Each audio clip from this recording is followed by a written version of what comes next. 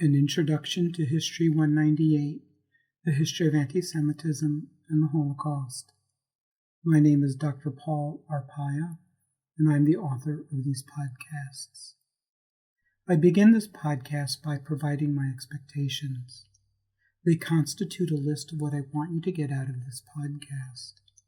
You will find that to meet a single expectation, you will need to answer several questions.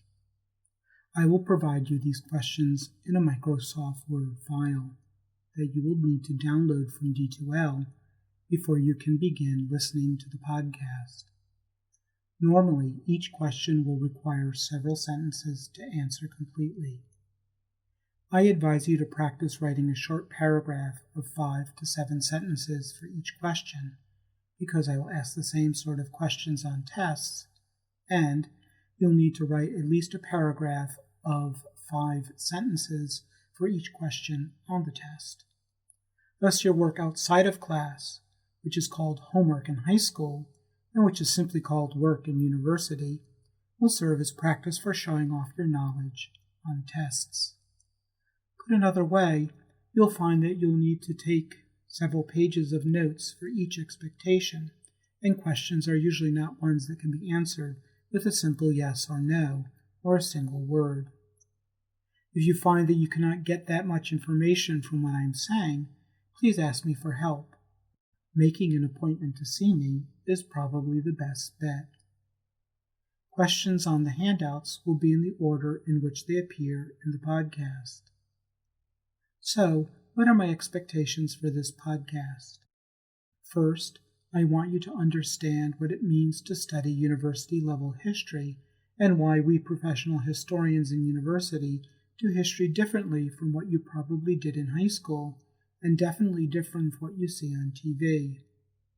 Second, I want you to know what I expect from you in this course. Third, I expect you to be able to explain the differences between antisemitism, spelled one way, and antisemitism spelled another way, and why we use one term and not the other in this course. Fourth, by the end of this podcast, I want you to know our scientific definition of antisemitism, to understand what we mean by a scientific definition of something, and to know how to use it. Next, let me give you some introductory comments about studying history at the university level, and, in particular, how it is different from what one usually does in high school social studies, or what one sees in movies and on TV, including the so-called History Channel.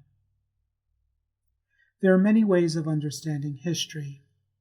In high school, teachers normally pose 2 main questions that go something like, what happened? And who or what was responsible for what happened?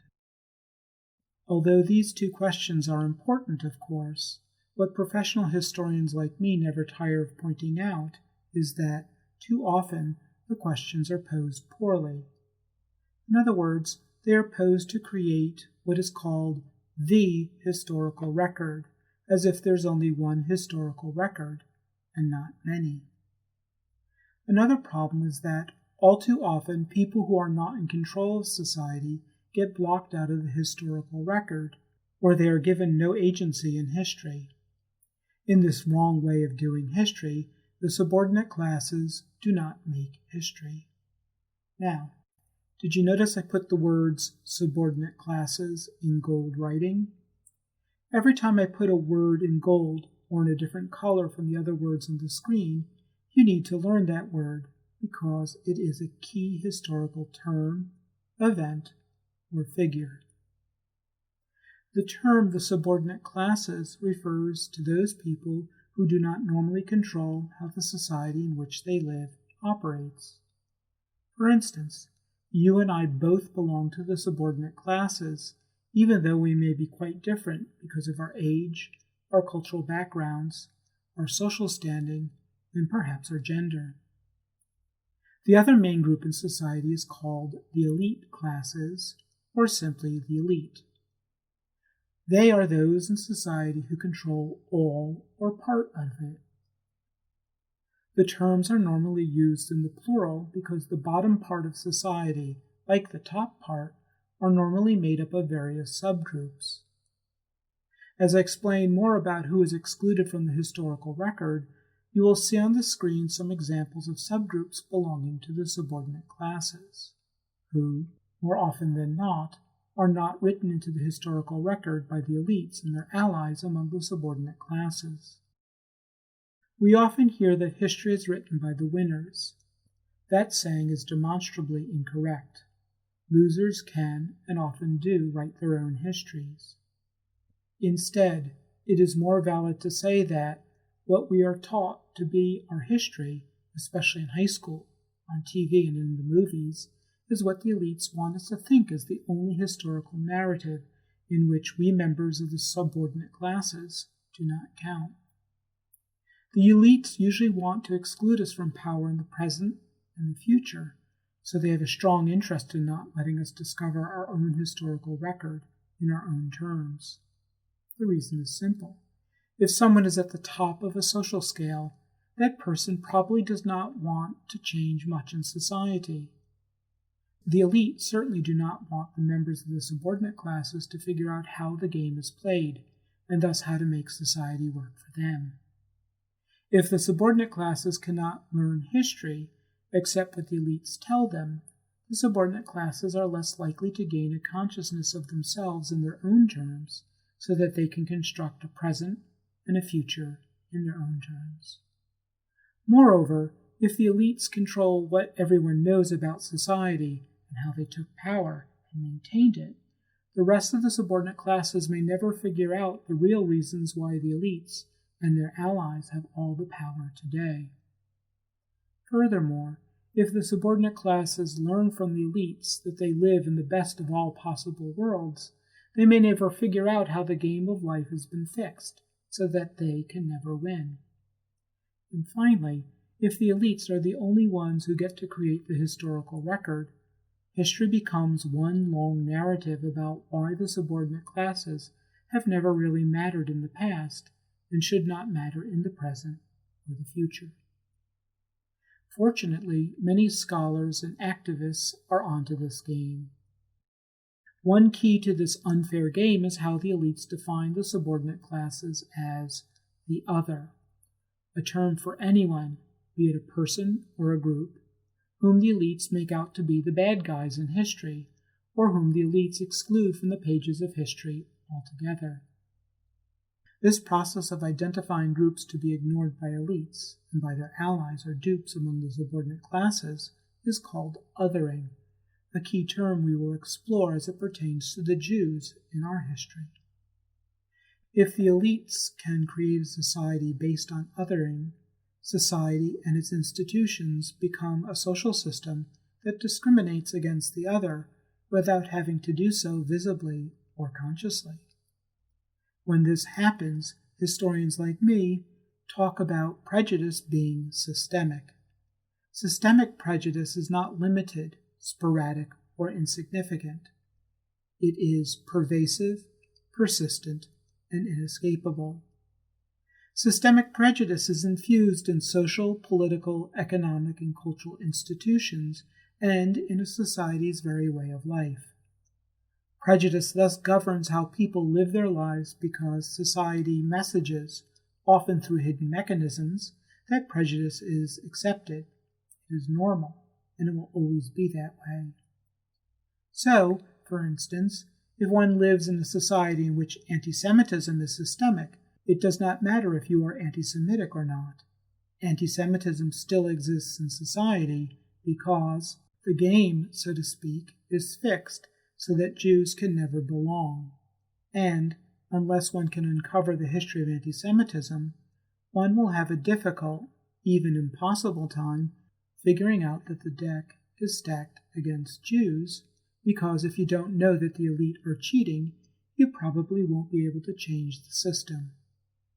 So you see, history is more complex than simply asking what happened.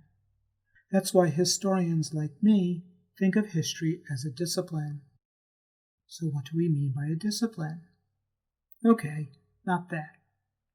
A discipline is a branch or type of knowledge that enables us to see and understand the world from different perspectives, so that we can gain a better understanding of the world in which we live, or at least a world in which we think we live. So, history is one of many disciplines, and like all branches of knowledge, it can be useful or not, depending on what you want to analyze and what you want to know. That means that history, like every discipline, has limitations. For instance, we can no more prove the existence of God by doing historical research than we can prove the existence of God by doing respiratory medicine. In addition to being a discipline, history is an analytical method.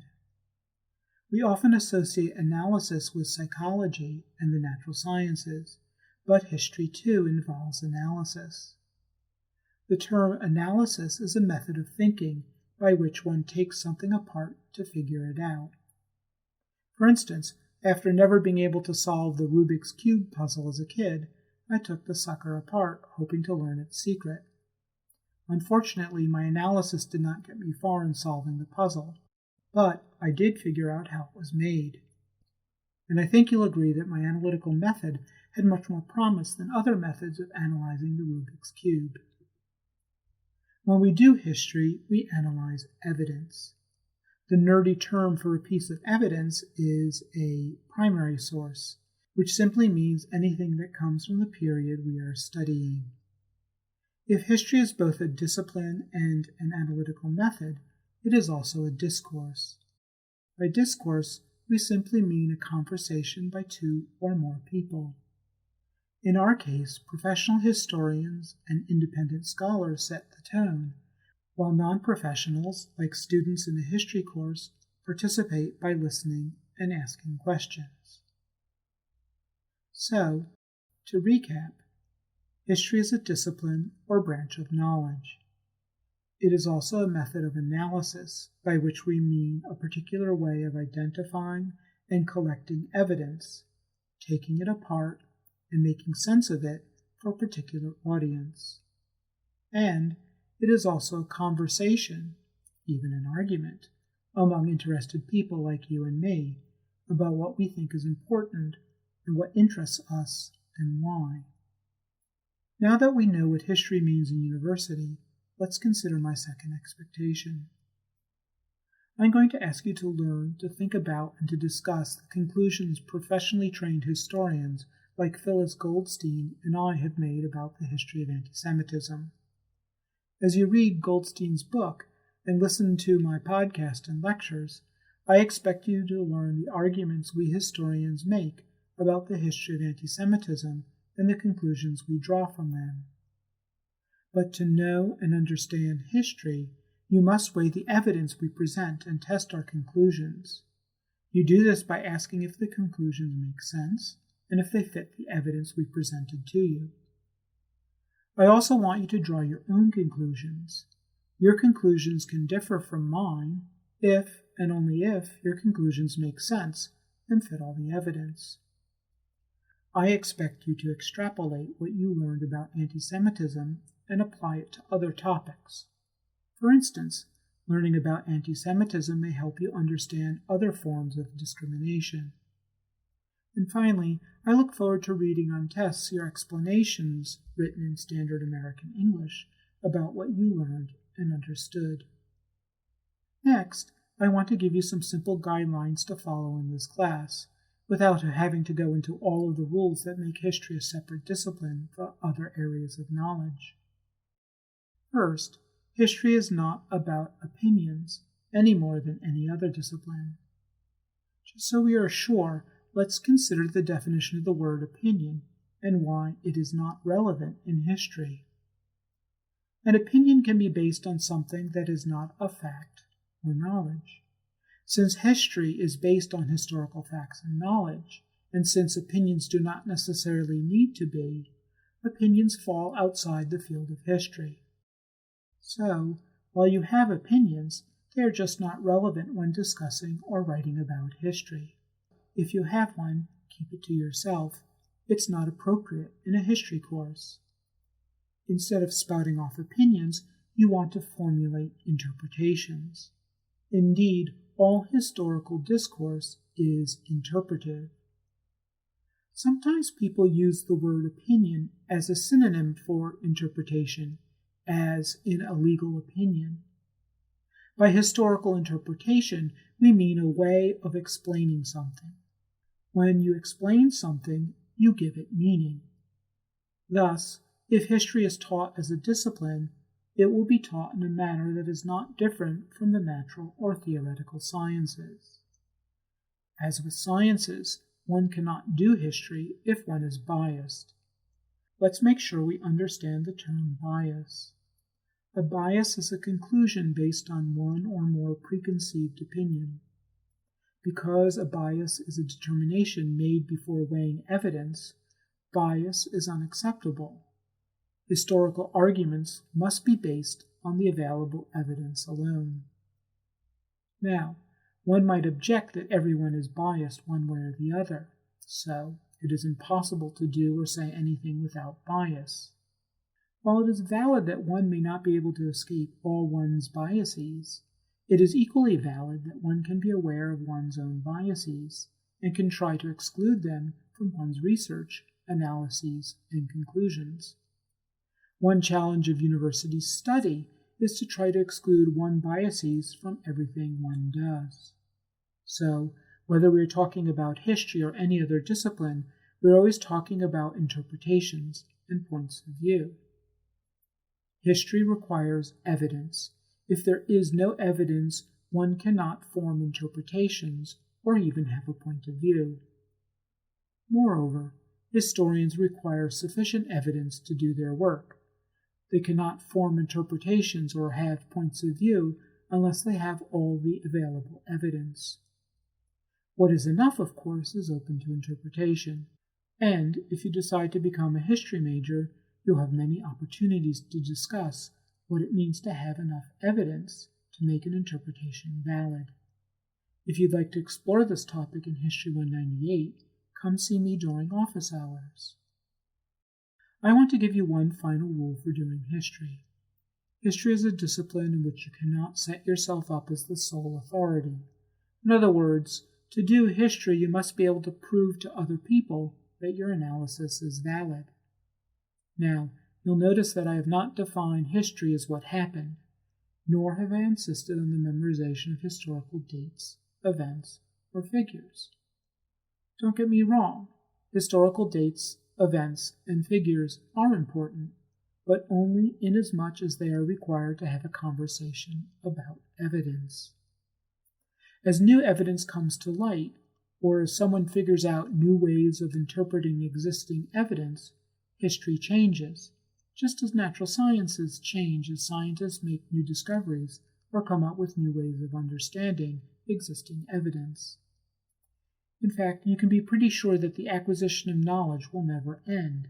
Eventually, someone will disprove what you were taught as valid in your science class. That's why there are many additions to your science textbooks, and the same goes for history too. So, let me give you a promise. I promise that I will never require you to memorize historical dates, events, or figures just for the sake of remembering them. Instead, I will ask you to remember historical dates, events, and figures embedded in historical narratives. These narratives, whether in a podcast, a film, or a book, will give you clues for which historical dates, events, and figures are important and why. So, please don't think you must learn everything in history. That is humanly impossible. No one can know everything. Thus, searching for dates, events, or figures with Google or Wikipedia is a waste of time. Neither the owners of Google nor the folks who put information on Wikipedia know why you're looking for specific information or why it might be important to you. So the information you get from Google or Wikipedia will most likely be irrelevant or wrong. That's because context is what gives historical dates, events, and figures meaning, and you'll only find the proper context in the book, as well in the course podcasts and lectures. Remember, to help you identify key terms, I will use gold font or a different colored font. Eventually, you won't need me to give you these clues. You'll pick them up yourself based on what you already know. That means you've learned. Finally, let me turn to another aspect of studying history that will help you. Historians like to focus on what changes and what stays the same over time. Historians recognize that we historians think of time in our own terms. By human terms, I mean any of the multitude of ways that we historians have created to measure time. And you may already know some or all of the many, many ways that humans have told and continue to measure time. Each way is made according to the different ways humans have observed natural and man-made changes. Some ways of measuring time are linear. They start at some imagined point and end at another. Some ways are cyclical. They start at some imagined point, pass through stages until they return to the point of departure, and then start all over again. Still others combine linearity and cycles. But time is also relative. By this I don't mean the way the passage of time may appear to slow down or speed up. Rather, I mean that not everything happens at the same speed. For instance, the application of technology did not happen at the same speed. In the United States, the Internet achieved a penetration of 30% in fewer than 10 years, while the automobile took more than 60 years. And sometimes the rate of change of a given phenomenon differs over similar lengths of time, as in the rate of melting Arctic ice over 3-year periods from 1970 to 2012. In this course, we will be looking at the creation of antisemitism and how it changed over time in different human societies. Before we define what we mean by the term antisemitism, I need to explain why Phyllis Goldstein, the author of A Convenient Hatred, and many other scholars, including me, write the word like this instead of like this, with a hyphen and a capital S. I am speaking, of course, about my third expectation. There are two principal reasons why. The terms Semite and Semitic, the adjective form of the noun, were coined by linguists to describe several similar language groups commonly spoken in the Middle East in the 19th century, and thought to have derived from a common ancient language.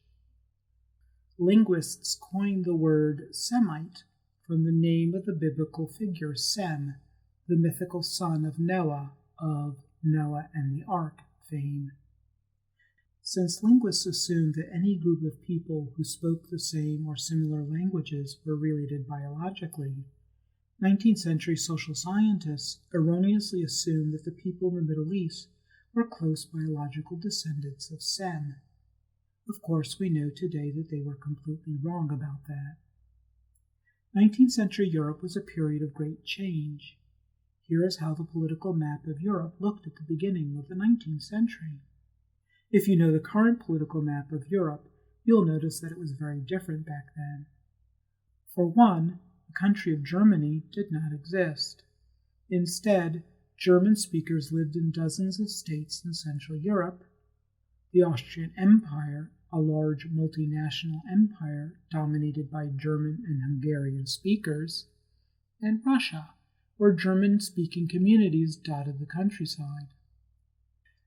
As we will study in greater detail, Jews in this area of Central and Eastern Europe were also German-speaking. These Jewish, German-speaking communities dated back 600 to 1,000 years, and they had preserved the distinctive German-speaking Jewish way of life, alongside other German-speaking and non-German-speaking communities. We will consider the idea of the nation and nationalism later in this course. Nationalism was one of the many movements that shaped human existence from the 19th century onwards. It was during this explosive century that we began to find more and more people defining themselves as nationalists. In 1848, popular revolutions exploded across Europe, forcing all countries to address the popular desire to create nations based on perceived similarities in culture, including language. One of these nationalists was a young German-speaking intellectual named Wilhelm Marr. Like many other college-educated German speakers, he thought that everyone who spoke German in Europe should join together in one united German nation, including German-speaking Jews. Marr and other German nationalists faced two problems that would prove insurmountable until the end of the century. First, while some countries in the western part of Central Europe were mostly German-speaking, the countries further east and south were not. Second, most German-speaking monarchs were unwilling to give up their thrones to create a single German-speaking nation under one German monarch. These two obstacles constituted the principal reason for the failure of the national revolutions of 1848. Looking for someone to blame for the failure, and deciding it was not a good idea to blame it on monarchs, who after all retained their power after 1848, Marr blamed the Jews. While many educated Jews had supported other revolutionary ideals, most German-speaking Jews in 1848 had been afraid that they would have to give up their Jewish identity if Marr and others had their way in creating a single German nation with a homogenized culture. Undeterred after 1848, Marr turned on German-speaking Jews and formed a small but vocal group of like-minded people who saw Jews as an obstacle to their dream of a single German nation. He called his group the Anti-Semitic League. He used the linguistic term Semitic because it gave his league an air of scientific validity, but Marr used the term differently from linguists. First, he identified Semites only with Jews. Second, he argued that Jews were a biological race. Thus, he could claim that even though the Jews of Central and Eastern Europe were German-speaking and had been living there for longer than recorded memory, they were biologically different from other German speakers. Thus, too, he argued that Jews could never belong to his hoped-for German nation. He even wrote a book entitled The Way to Victory of Germanicism over Judaism that was a major influence half a century later on Adolf Hitler and the Nazis. So scholars like Goldstein and me do not use the term Semite because in doing so would lend credence to Marr's cockamamie idea that Jews are a racial group and are a perennial enemy of Germans. Moreover, the linguistic term Semite is a broad language group that includes the speakers of Hebrew, Arabic, Amharic, and other languages found in southwestern Asia and northeastern Africa. By writing antisemitism like this, without the capital letter and the hyphen, we scholars are adopting a neutral or objective stance towards the historical phenomenon that went by the same name, but with a different spelling. Our term is different from the term antisemitism that is written this way, and is used commonly in the United States to mean a strong dislike for Jews. I hasten to add that most people do not know about Marr and the origin of the word antisemitism, so that they do not mean to lend credibility to his racist ideas. Still, I think it best to avoid any confusion and to write the term differently. Let's tackle my fourth and last expectation. In addition to spelling antisemitism differently, I'm going to show you how our meaning of the word is scientific. In the natural sciences, the validity of scientific hypotheses and theories can be tested by experimentation. This method is not available in disciplines like history because we cannot run experiments on people in the past to test hypotheses. Instead, like paleontologists, that is, people who study dinosaurs, historians must rely on available evidence alone. Neither historians or those in the natural sciences accept evidence at face value. Historians test validity by analyzing if the evidence is really what someone claims it to be, and if the interpretations are logical. Next, let me introduce you to another important concept: Weltanschauung. The word is admittedly funny-looking, difficult to spell, and hard to pronounce. It comes from the German language, and we use it because there is no easy way to translate it into English. The word is always italicized if we are typing, or underlined if we are writing by hand. It is always capitalized because the word is from the German language, and nouns are always capitalized in German. If you want to pronounce it in an acceptable way as English speakers, you need to know that the letter W in German is pronounced like the letter V in English. The word has 4 syllables: Welt, An, Schau, Weltanschauung. Fortunately, in this class, you can use the approximate English terms a world view or a perception of total reality. When you use either terms in this class, I know you will mean a Weltanschauung. That way, you do not have to remember to spell the German word or to pronounce it if it's too difficult for you. A Weltanschauung signifies a threefold and simultaneous process by which humans are thought to perceive everything by simultaneously and usually unconsciously defining a self, which is in a state of flux or change, whether the person realizes it or not, an external reality outside the self that is also in a state of flux, and an understanding of the ways in which the self and the outside world interact and operate. We can think of this third aspect of Weltanschauung as the logic or laws under which a person thinks the world operates. According to this cultural and social theory, everyone has a perception of reality. One problem for we humans is that although we all have Weltanschauungs, and although we may share common elements with other people, few, if anyone, share the exact same perception of total reality. For instance, your understanding of yourself, the world around you, and the way you think the world works is probably different from your parents' way of seeing reality. Thus, we often argue with our parents and think they do not understand us. The cause of disagreement is due, at least in part, to the fact that they laid the foundations of their worldview long before we were born, when the world was a different place from the way it is now. No wonder they don't understand us.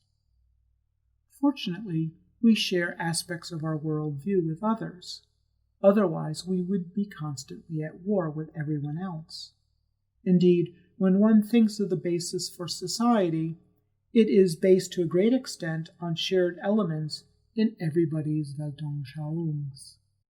So, let's consider briefly how we form and reform our worldview over our lifetime.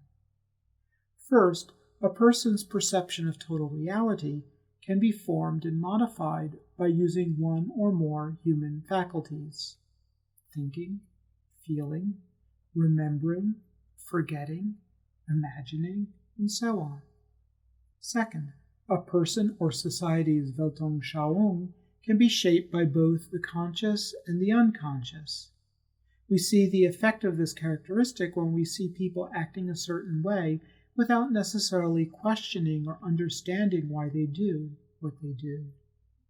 Third, although one's worldview may result from an organized study of humankind, the perception of total reality found in most people and societies is formed by assuming that what we experience is what everyone else experiences, or should experience. Fourth, as people shape and revise their perception of total reality, they usually are unconcerned or unaware of their prejudices and may not wish to eliminate them. By prejudice, we simply mean the act of assuming something is valid without any proof, or in spite of proof to the contrary. Fifth, a Weltanschauung may contain contradictory elements. Indeed, my own research has demonstrated that it is rare to find a worldview that does not contain some contradictions. Sixth, a person, a cultural group, or a whole society may or may not be aware of these contradictions, and when someone points them out, a person, a cultural group, or a whole society may refuse to change their attitudes. And finally, although a perception of total reality will probably change over time, it may remain the same over a person's lifetime and over the existence of a cultural group or a society. Now that we know what we mean by the concept of a Weltanschauung, or worldview, or perception of total reality, I'm going to turn to our scientific definition of anti-Semitism. Our scientific definition is based on 4 core elements. Let me make sure we all know what we mean by core elements. In one way of thinking, all things we can know as humans, ideas, emotions, things, animals, images, etc., have a set of traits that distinguish them from everything else. These are core elements. They define the essential nature of whatever you are talking about.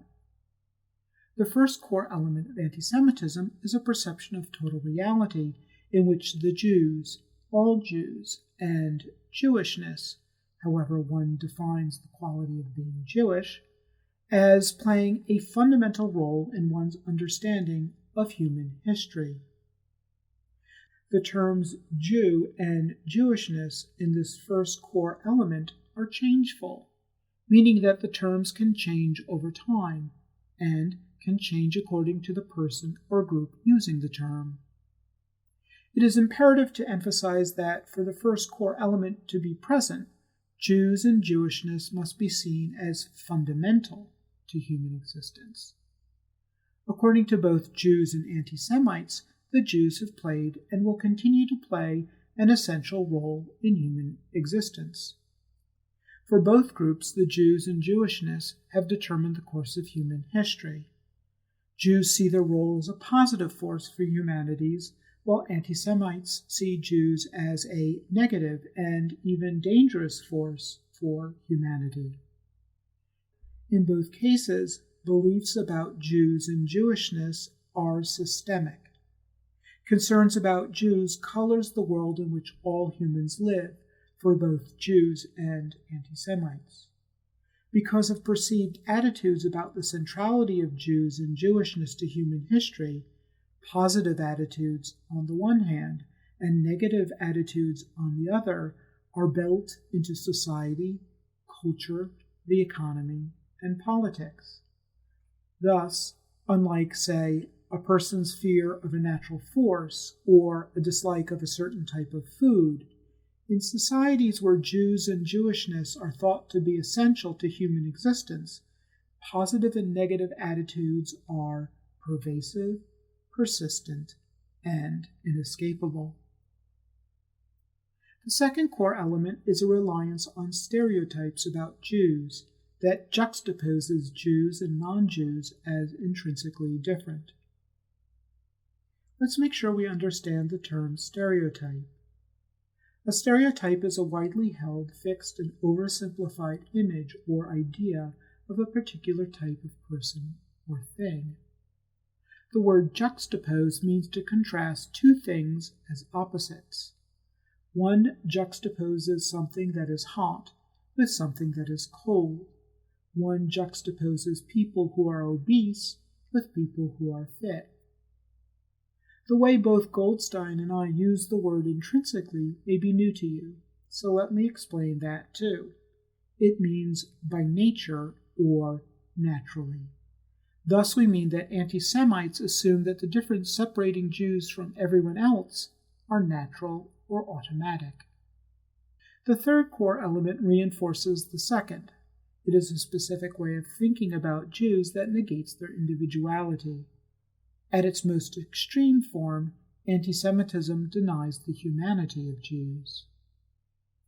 The final core element is a reliance on mythopoeia to define Jews and Jewishness. Let me explain mythopoeia too. Mythopoeia is the making or the repeating of myths, to validate what a myth maker holds to be universally true. Let me explain the term myth, because I'm using it in a way that may not be familiar to you. Myths are a type of narrative that purports or claims to convey a universal truth. Myths can come in many forms: stories, parables, fairy tales, jokes, texts in books, even scholarly works if they claim to teach universal truths, blogs, Wikipedia articles, tweets, as well as images and memes, which also can be read. In short, a myth is any form of human communication that seeks to convey a universal truth through a narrative. But myths are not simply narratives that purport to convey universal truth. They are often narratives based, somewhat purposely, sometimes unknowingly, on half-truths, out-and-out lies, or a mixture of both. These narratives have an extraordinary power to convince us, because the narrative itself does not have to be verifiable to be believed. Instead, a myth lays claim to something else. It claims that an underlying truth embedded in the myth is valid, even if a critic can poke holes in the narrative. We see this effect, for instance, in so-called jokes based on race, gender, ethnicity, social preferences, or other types of negative humor.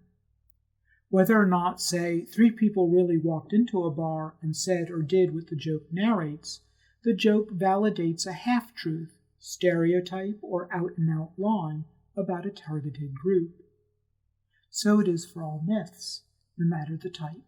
When someone points out that a myth got the narrative wrong, the myth maker and the believer in the myth will respond that the half-truth or lie remains valid.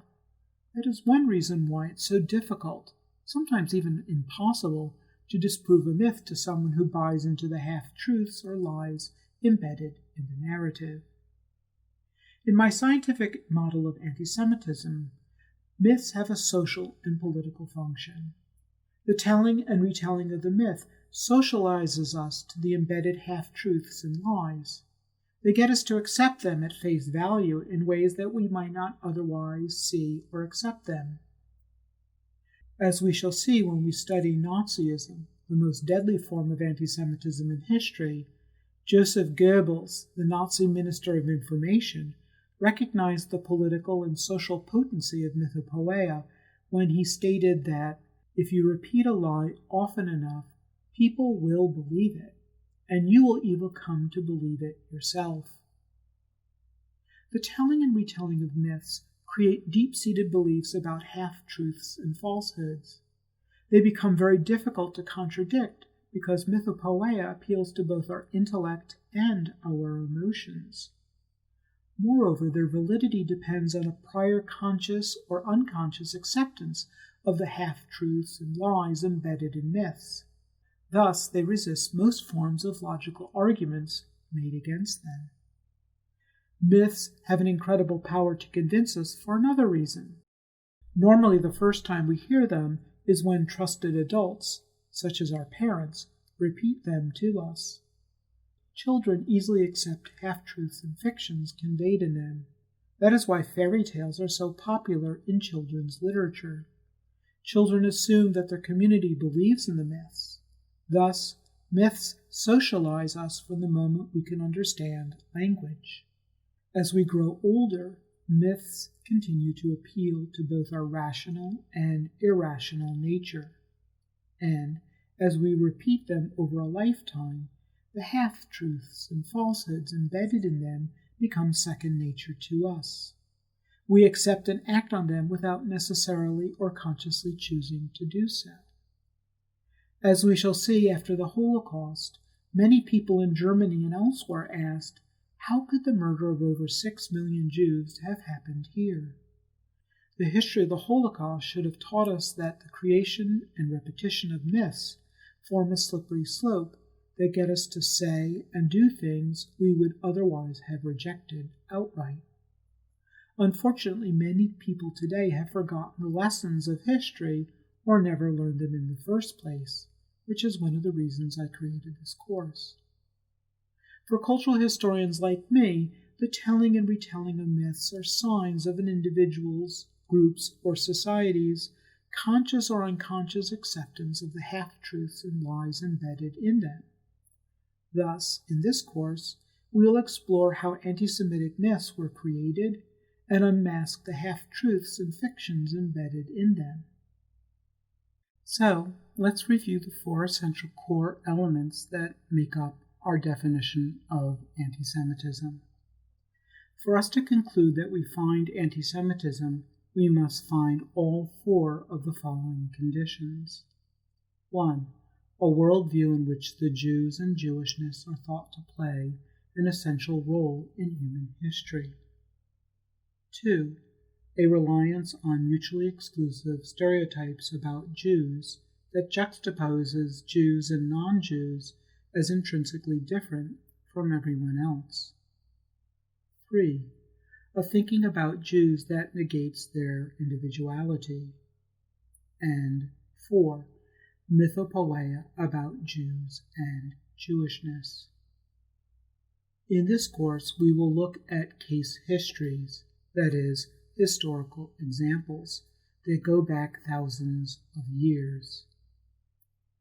If we do not find all 4 elements in a case study, we will conclude that we do not have a case of anti-Semitism. Instead, we will say that the case falls short of anti-Semitism, even if we find evidence of hatred or violence towards Jews. We will find that generally when a case study falls short of anti-Semitism, it is because at least the first core element is missing. I'll explain why in a later podcast. If a case study falls short, the presence of the other 3 core elements is still important. Their presence can lead, over time, to the adoption of a worldview in which Jews and Jewishness are thought to be central to human history.